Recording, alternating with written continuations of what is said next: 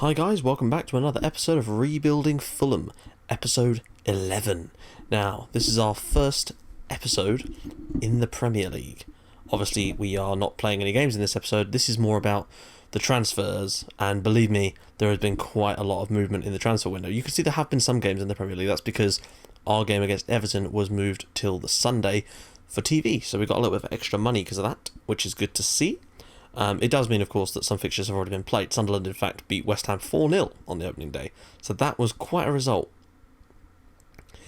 We will hope to, well, not do that, because obviously it's Everton and they're a very, very good side with some very, very decent players, and we are still a newly promoted side. However, we do have quite a bit to talk about. I think the first thing I should probably do is just show you the transfers, because there's no point in me going through the squad until I've actually shown you who's come in, who's come out, and that's the most important thing. So let's take a little look at the transfers, and believe me, this is going to be quite a lengthy discussion because we have had quite a bit of movement. Now, as you can see, our overall spending has been £9.71 million, and our overall transfer income has actually been £8.8 million.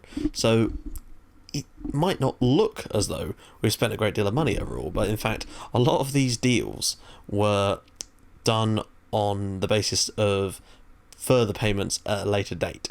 So it's not entirely as it seems. We have still got another £5 or £6 million floating around that will go out in further payments, as you will see from the contracts on some of these guys.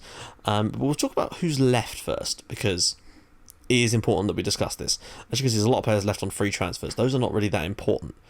Kay Vossa and Elzad Sveratic already were going to be going. They went the moment the window opened. As we stated before, as I showed you in previous videos, they'd already gone. They were both unhappy about not getting a great deal of football, and it's a shame because I was playing a slightly different system when I agreed to let Kay Vossa leave, and now he actually would fit this system quite well, but in the Premier League he's probably not quite up to scratch. So getting 1.4 million quid for him and Sveratic each gave us a little bit of extra money to play with. Now you can see here that Sean Hutchinson and Nikolai Budorov both left part exchange to go to Burnley. Now this is because, for me, they weren't getting game time here. Plus, I'd read that Burnley were interested in both of them, and I used those to get us Kieran Trippier. Now then, you can see he has a picture. Now, if you remember in my first episode, I mentioned that I couldn't use face packs. Well, face packs are back. Basically, I got myself a new hard drive, which is what I'm recording this to, which meant that I could then move loads of data over to there and clear up a lot of space on the computer, which means I can bring back face packs, which I think just gives it a nicer look. I'm also going to get some stadium packs too, but they take a while to download, as you can imagine, with them being like 4.5 gigabytes or something ridiculous like that. But for now, face packs are back, which means we get some decent pictures and some interesting ones, as you'll see when we start taking a look at some of the other players in the team, including some that we had all the way back to last year. But yeah, Kieran Trippier, I needed a right back, essentially, or a right complete wing back, which is what we were going to be playing, because Motta was going to go back to Italy, and frankly, he, with the new squad update in terms of the players that came back from loan, so Mitroglou, Kacaniklic and Stekelenburg, it really did push the ratings on the Stars up, or down rather, on most players. So he really wasn't cutting it. It pushed him down to like a 2.5 star player, and we didn't need that in the Premier League. We really did need to improve. So I looked into players, and Kieran Trippier was the best for the role that I wanted to play. He's pacey, well, certainly relatively pacey. In fact, he's very pacey. 16 pace and 16 stamina, as well as 16 first touch, which is really quite good for a defender. And very, very useful. Decent crossing. Has lots of very decent stats, so I'm very, very pleased to bring him in. He's worth £4.5 million apparently, which is good, because we got him for £2.7 million, and these two, who weren't going to get a game for us anyway. So we got them off the wage bill, and we got Kieran Trippier, so I think it's a good piece of business. And he's already impressed me in some of the friendlies, so very important. I know I said we weren't going to talk about them, but how can we talk about these two leaving without talking about them? Ryan Williams is out on loan. Loans aren't really important. Now, Moussa Dembele, he is gone to Lille for 5 million quid. And that's not 5 million in instalments, that is 5 million up front. He's already on loan at Troyes, or Troy, I'm not sure how it's pronounced. It's French, it could be either. But I just didn't think, although he had a lot of potential, I just didn't think he was going to get a game for us anytime soon. And as much as I am trying to build for the future, I wanted to build for the future with players that I'd chosen, and I wasn't sure if he'd ever really been able to play the system that we want to play, as I'm trying to build from the ground up with new young players too. And an opportunity presented myself to get 5 million quid for him. Why not? It's decent money. We nearly had another £5 million sale, which we will talk about, because Freddie Ep.11, Burnley put in a £2 million offer, and I basically, jokingly almost, just as if to say, yeah, give us 5 million and you can have him, because he's really not worth that. He's probably worth about 800,000, and he's like a 2-star player at this level. He has got a lot of room for improvement, but it's going to take a long time, and the same kind of thing that applied to Musa Dembele. And in the end, they went, yeah, all right then, 5 million quid. Lovely stuff. Problem being, he rejected the contract from Burnley, and that kind of messed up a couple of my transfer deals. So a couple of other deals did actually fall through based on that, unfortunately, which is a problem, and one very big one. In fact, a couple of very big ones, which we will talk about in a bit. Marcelo Jota also departed to Modena, who, if you recall from our last episode, were relegated from Serie A with a ridiculously low points tally. So he will be joining them for nearly £1 million. I don't know where they're getting that money from, but hey, it's Italy. Who knows?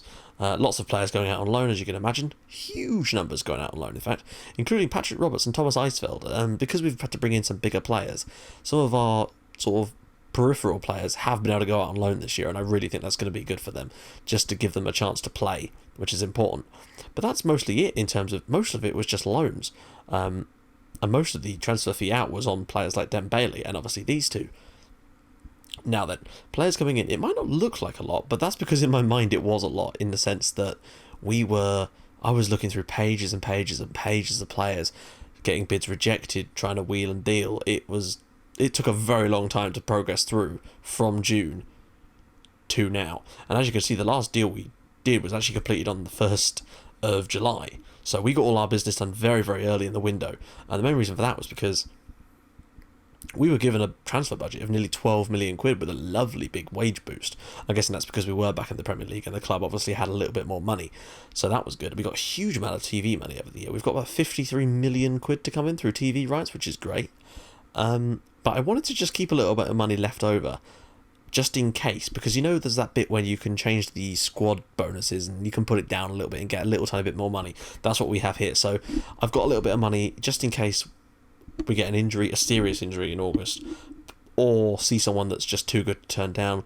Plus it gives us money to spend on looking at youth players from around the world when the youth intakes come out, so we can try and poach some young stars, as well as money for January, just in case we do need to strengthen in a certain area. And there are a few areas that I'm keen to strengthen in still a little bit, although we'll talk about that more in a minute as well. Let's talk about the signings. James Keatings. Now, I haven't had him on my shortlist for quite a while, and as you can see, he is not particularly great. I mean, he's only 2 stars now. He was slightly higher before, but we got him for a relatively cheap amount of money, and it wasn't a big deal. He's just basically squad depth to play in that strike role, potentially, should Mitroglou get injured. He's not really much of a player, but he can play the role well, so I figured 160k, it's not worth a great deal. He's not on a great deal of money either, so why not bring him in? Effie Ambrose. Now, we had obviously got Capelli, but contrary to Capelli's performances, he's still not a very highly rated player, and obviously he went back on loan, and I figured we needed to bring in someone a little bit more experienced, and who better than someone like Effie Ambrose. We got him from Celtic, and he is on a strange contract. His contract essentially, I'm not sure if we can even find out how much, what the deal actually was for him, because it isn't just £5 million. It's 5 million plus a little bit more over some time. It's a strange one, but I just wanted to make sure we got someone of some real quality, and Ambrose already in the friendlies has put in some amazing tackles. We will talk about that more in a second as well. I keep getting ahead of myself. Next up is a signing I'm incredibly proud of. Now, I talked to you before about Klaus Lundekvam and how he has a great knowledge of Scandinavia for scouting, and my God, we are using him to the nth degree at the moment. We found Thomas Drager, we found Jesper Julsgaard, and now we found Emil Larsson. 850,000 we got him for, already worth £3.4 million. Now, the beautiful thing about this guy is, firstly, he's a very, very good winger, and can play on either wing, which is the main reason I got him. I actually intended to play him out on the right because we do have Kacaniklic to play on the left. And with Chihi's constant injuries, I figured we needed someone who was a little bit more consistent than that. But we managed to get him for £850,000 because he had a release clause in his contract. And we triggered that release clause, and voila, he joined us. Cost us quite a bit in salary, but not really when you compare to some of the other players we've got on the books. Roddy Yeager is only 50 grand a week, and I can't get rid of him. So this guy really is a pinch, and he's already scored goals for us in the friendlies. I think he'd be a really good player for us. And means that Adil Chihi can warm the bench, where he probably can't get injured, although I'm not ruling that out entirely. He could trip over a water bottle or just fall out of his chair or something like that. He'll find a way. Next up, Vayton Berisha. Now, I don't know if some of you may have heard the Berisha name before. This is not the one you're thinking of. This is Vayton Berisha. His brother Valon Berisha is the sort of wonder kid, although this guy clearly has quite a lot of potential. His older brother Valon Berisha plays for Red Bull Salzburg, and we actually did have a look at him too, and I may still try and get him at some point because he actually does fit the way we play quite well, and it'd be quite cool to have a pair of brothers playing for us. And yet another Scandinavian, as you can see. He didn't cost us a great deal either, as far as I can remember. 175,000 he cost us from Viking in Norway. And he, again, can play all across the front line, basically. And he is just sort of going to be a utility player, one that can play when there's injuries, just to make sure we've got someone there that isn't awful and can actually fill in and play the roles that we need him to play. Lastly, Edgar Badia, and I picked him up very early. He was actually offered to me by an agent, and I just took him up on the offer. He isn't particularly great at the moment, and his overall is not going to go up. He could be alright, but we'll certainly get a lot more money for him when we sell him if we can develop him properly than what we paid for him, which I believe was 0. In fact, yes, it was 0, which is always good. And right, so that's about all for the transfers for now. So we shall move on to the next part of this episode, where we'll still get to see lots about the transfers. Also, there's a few more things to talk about. Firstly, the board invested 3.8 million in improving the youth facilities, which is great. I think it's because they were starting to get a little bit old and rickety, or something along those lines, but they've invested those money, and I didn't even have to ask for it, which was nice. So there's that, which is good to see. Other news, Thomas Draga, was voted in the PFA's Team of the Year last season, and that is not a surprise whatsoever. 18 league goals and a shitload of assists. He was brilliant for us, and I'm hoping he can do the same in the Premier League this year, because he's actually going to be starting most games for us this year, because he has come on leaps and bounds, and you'll see more about that in a sec. Now, we did look at a couple more players. One particular that I was very, very interested in signing was Bojan Krkic, mostly just known as Bojan, or Bojan. He is the former Barcelona player that plays for Stoke in real life and does in here as well. But as Stoke were relegated from the Premier League, I figured, why not try and sign him? And he is a brilliant player with a lot of potential. But unfortunately, as a result of that, he was probably a bit too good for Stoke anyway. And it came down to us and Atletico Madrid. And, well, we were never going to beat out Atleti. Plus, if I was put in a room with Diego Simeone, he would scare the shit out of me, and I would just let him have him anyway, so we were never going to get him. The other player we went in for was Gylfi Sigurdsson, because Swansea were of course relegated too, and Sigurdsson is brilliant as well. Seriously good. He would be one of the best players in our team. He is coming on like a freight train in terms of his development as a player. And there was even more reason for me to have him once I tell you what's also happened and why I needed him to play that attacking midfield role. And that is because Brian Ruiz has been denied a work permit. So he actually can't play for us this year anyway, which is really annoying. He spends most of last year out injured, and as a result of that, he loses his place in the Costa Rican national team, doesn't make the squad for the World Cup, and now he's lost his work permit because he's not part of the national team. So that's really pissed me off. We have 2 years left on his contract, and I can't even loan him out anywhere. Nobody wants him. Nobody will buy him off of us. I can't loan him anywhere so he can get football to get himself back into shape so he can get into the national team and then finally get a work permit maybe at the end of this year. I'm not sure how it works. But the problem is, it just wasn't going to happen. So he's really hit rock bottom in terms of his development as a player. In fact, he's like a 2.5-star player now as a result of all of this and probably other things. He's not the youngest either. But that made me really need Gylfi Sigurdsson. Unfortunately, the only deal I could broker for Sigurdsson, as Swansea wanted like 15 million for him, and I just didn't have the money.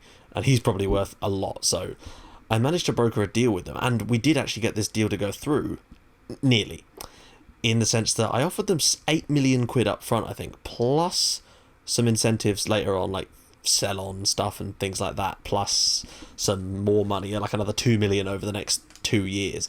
I also offered Ross McCormack as part of the deal because he's not been getting in the team. He didn't play for us that well last year, and he doesn't look like he's going to fit into the system, especially not now with Kostas Petroglu in the team. Unfortunately, McCormack refused to go to Swansea City, and thus the deal fell through. So that was not good either. The only other piece of news, specific news regarding the back end of last season, is that Gabor Kirali was voted the fans' player of the season, and that's kind of cool because I guess he kind of deserves it. I'm surprised it wasn't someone like Yulsgaard or Draga, but I guess over the course of the entire season, he probably saved our bacon and won too many times probably, and was the best overall rating in the entire team, and the most consistent. So I guess he deserves it. He might struggle to get a game this year with Martin Stecklenburg back, but he is out injured at the moment, so he's going to get the chance to start the Premier League. Now then, we are going to have a little look at... Well, I guess we should have a look at the tactics, kind of. It's hard to say, because this is the sort... I mean, obviously this isn't the lineup we've been using in the... This is just friendly stuff. I played the first... Normally I just leave my friendlies in charge of my assistant manager, because I just want to get towards the season and let them just... They do some lovely squad rotation stuff when you leave them to it. But I did actually play the first friendly against Leon, which we got a man sent off. Casasola was sent off within like 13 minutes, and then we won the game 2-0 without him, which was very impressive actually. And in that game, people like Ambrose and I think Dan Burn as well were very, very good. Emil Larsson scored a goal, as did Alexander Gorgon, playing in this advanced midfield role, basically the Ruiz position. But in the league, I intend to play Thomas Draga in here, because he's a better player than Brian Ruiz at the moment, and he's got a lot more potential for development. So there's that on top of it. And he's actually eligible to play for us, which is always a massive bonus in these things. So I'm hoping we can get off to a good start against Everton with the team. I'll do a quick pick to see if it actually does pick them, but I'm pretty certain it's not going to, because players are going to be injured and whatnot, but we'll just have a little look. So yeah, Matroglu up front, Larsson, Draga, Kacaniklic, Tunnicliffe and Parker. I'm not sure about putting Tunnicliffe in here. I probably won't. I'll probably start Lucci instead. But as for the back, Ambrose, Trippier, Burn, Yulsgaard, Badia, probably not going to start for us in goal. More like to be Gabor Kirali. He's just... I actually don't know why that's picked him, but no, he will not be starting. He's very young and Kirali's very experienced. We need experience for this at the moment. So that is how things are going to be for the first game of the season. I will let you know what happens, and you'll obviously see in the next episode. Episodes this season will be slightly smaller, I'd guess, because there'll be less games each month unless we progress massively in the cups. We're expected to reach the 4th round in each of the cups, so we'll have to see. I mean, who knows, maybe we could go on a cup run. I'm sure that's something that we'd all like to see. I certainly would, because we deserve it. Now then, what else can we talk about? Right, there isn't really much else to say. We're here, and we're going to go for the first episode. Sorry, not the first episode. The first game of the season, and see how we do. You'll join us at the end of August, or should we say the end of September, since there's very few games in August. I think we'll say the end of September. That way there's a good amount of games under our belt by then. So the next episode might be quite long as well, but it gets things moving a little bit quicker. And you'll see some highlights in there too, which should be good. And yeah, so if you've liked what you've seen, hit the like button. If you'd like it even more than that, hit the subscribe button. And until next time, bye-bye.